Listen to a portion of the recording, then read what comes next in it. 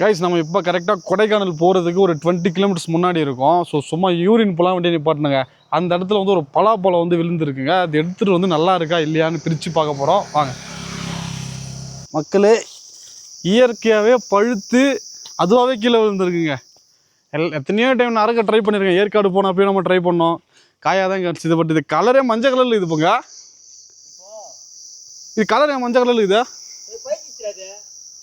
பச்சை கலர் தானே இருக்கும். கைஸ் அப்போ கண்டிப்பாக இதை பழுத்துருங்க. இன்னைக்கு நம்ம பழம் சாப்பிட்டே ஆகிறோம். பலாப்பழத்தை அது அப்படியே கண்டினியூ பண்ணு.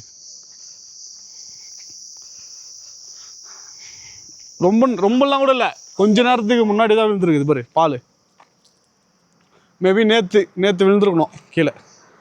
பால் அப்படியே தான் இருக்குது.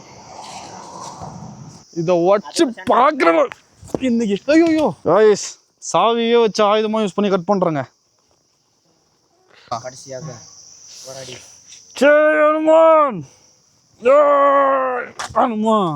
கைஸ் இந்த முறையும் வந்து ஏமாற்றம் தாங்க.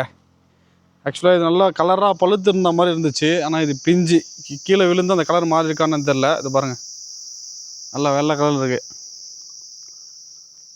வேஸ்ட். இது பாருங்க, கொட்டையை எப்படி இருக்கு பாருங்கள், பிஞ்சு. இந்த வாட்டி ஏமாற்றம் தான். கண்டிப்பாக ஒரு வாட்டியாச்சும் பழமாக அறுத்து சாப்பிட்டு வீடியோ போடுறேன், ட்ரை பண்ணுறேன்.